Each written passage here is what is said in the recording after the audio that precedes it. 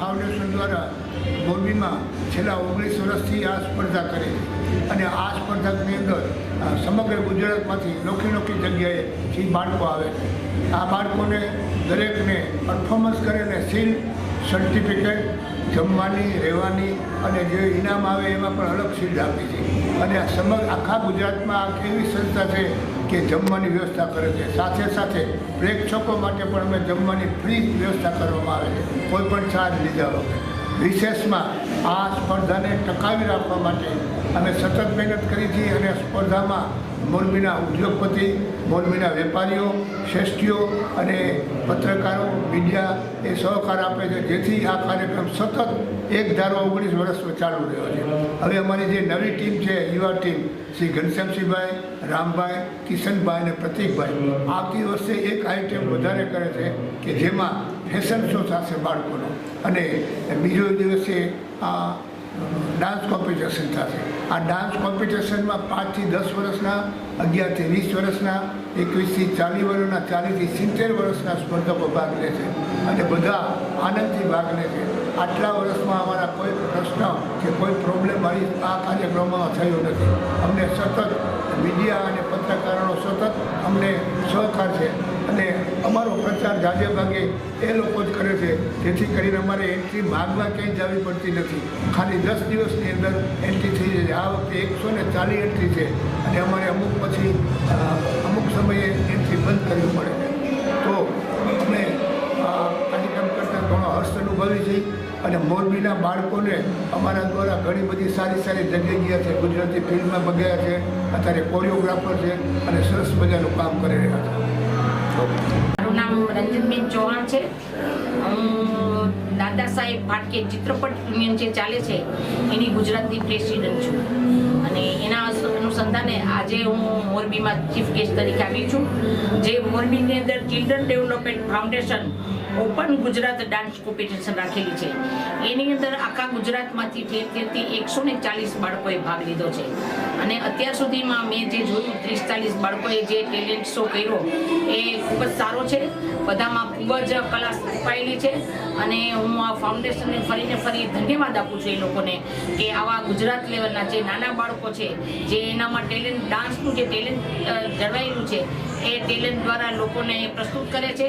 અને સમાજની અંદર આજે મીડિયા જ્યારે યુગ છે ત્યારે આવી કોમ્પિટિશન રાખવાથી બાળકોની અંદર જે ડાન્સ કરવાની જે વૃત્તિ છે અને જે ડાન્સમાં એ લોકોને શોખ છે એ લોકો અહીં આવીને રજૂઆત કરે છે. ખૂબ જ સરસ આ સંસ્થા ખૂબ જ સુંદર મજાનું આયોજન કરે છે અને દર વર્ષે લગભગ 100, 150, 180, આની પહેલાં મને લાગે છે 180 બાળકોએ ભાગ લીધો હતો. આવી રીતે મોરબી જિલ્લાની અંદર આખા ગુજરાતના બાળકો આવે છે ઠેરથી અને ખૂબ જ પોતાનું સુંદર મજાના બધાએ કૃતિઓ રજૂ કરી અને પોતાનું ટેલેન્ટ બહારમાં આપે છે અને મેં જોયું તો ખૂબ જ સારું હતું અને સંસ્થા ખૂબ જ બાળકોને પ્રોત્સાહિત કરે છે અને હું ઈચ્છું છું કે આવી રીતે દરેક જિલ્લાની અંદર આવી કોમ્પિટિશન થવી જોઈએ, જેથી નાના બાળકોને જે ટેલેન્ટ રહેલું છે એ ટેલેન્ટ આજે જે મીડિયા યુગ છે એની અંદર ખૂબ જ ઉપયોગી છે અને એની કલા, એનો અભિનય, એ લોકોની લય, તાલ એ ખૂબ જ સુંદર રીતે આજે મેં આ કૃતિઓ જે આપી એની અંદર મેં જોઈ છે. એટલે હું આજે રાજકોટથી હું અહીં આવી છું અને આ સંસ્થાને ફરીને ખૂબ અભિનંદન આપું છું કે આવી જે કોમ્પિટિશનો બાળકોના પ્રોત્સાહિત કરવા માટે સમાજની અંદર બાળકોના સામાન્ય વર્ગમાંથી આવેલા બાળકોએ પણ ખૂબ જ સારો ભાગ લીધો છે. એને પ્રોત્સાહિત કરવા માટે આ સંસ્થા ખૂબ જ સારું કાર્ય કરે છે. સાથે એ લોકોના વધારવા માટે થઈને એ લોકો શું કરે છે, એ લોકોને એક સીડ પણ આપે છે અને પ્રમાણપત્ર આપે છે. તેથી બાળકો ખૂબ આનંદમાં રહે છે અને ખૂબ પ્રોત્સાહિત થાય છે. Advocate Parul Soni, founder of JVC trust, Gandhidham, કચ્છથી આવેલ છું. આજે મોરબીની અંદર ચિલ્ડ્રન ડેવલપમેન્ટ ફાઉન્ડેશને જે ઓપન ગુજરાત ડાન્સ કોમ્પિટિશન રાખી છે, જેમાં બહોળી સંખ્યામાં ગુજરાતના અનેક ક્ષેત્રોમાંથી કલાકારો આવેલા છે અને એને ખૂબ સારું પ્રોત્સાહન મળી રહેલું છે. તો હું આ કાર્યક્રમના આયોજકો છે જે લાલજીભાઈ મહેતા, રામભાઈ મહેતા, શ્રી ઘનશ્યામસિંહ ઝાલા, એ તમામને હું અભિનંદન પાઠવું છું અને ભવિષ્યમાં પણ બાળકો માટે આવા ને આવા કાર્યક્રમોનું આયોજન કરતા રહે એવી શુભેચ્છા આપું છું. વિશેષમાં કે જે આપણા કહેવત છે કે કલા અને કદરદાન, તો કલા ક્યાં છે અને કદરદાન ક્યાં છે? તો કલા છે અને કલાકારો વિસ્તારોમાં છુપાયેલી છે અને એના કદરદાન એટલે ચિલ્ડ્રન ડેવલપમેન્ટ ફાઉન્ડેશન. તો એમને ભવિષ્ય માટે ખૂબ ખૂબ શુભેચ્છાઓ. બાળકો છે એમાં દરેકના અંદર કંઈક ને કંઈક ઈશ્વરે શક્તિનું નિર્માણ કરેલું છે, કલા આપેલી છે. તો એને કળાની ઓળખ એટલે એના માટે એક સ્ટેજ જોઈએ છે, એક પલ જોઈએ છે કે તો એ માટે બાળકોને અંદરની કલાને બહાર લાવવા માટે એની ઓળખ આપવા માટેનો આ કાર્યક્રમ છે કે જે બાળકોને ખૂબ સારું સ્ટેજ આપેલું છે. મારું નામ ભાવના લીડિયા છે. હું મોડેલ સ્કૂલ અને શ્રી નિજાનંદ હાઈસ્કૂલ પ્રિન્સિપાલ છું અને દાદા સાહેબ ફાળકે ચિત્રપટાની યુનિયનની અંદર હું સૌરાષ્ટ્ર પ્રેસિડેન્ટ છું.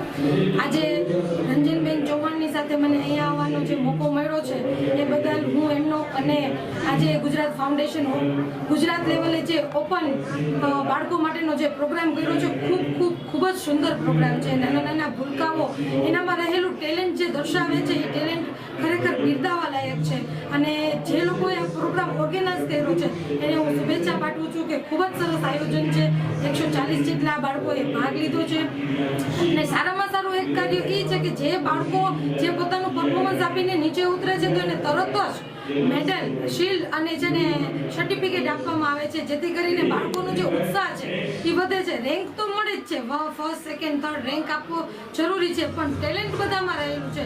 તો એ ટેલેન્ટને આ ગ્રુપે બિરદાવેલ છે એ બદલ આ ગ્રુપને ખૂબ ખૂબ શુભેચ્છા પાઠવવામાં આવે છે.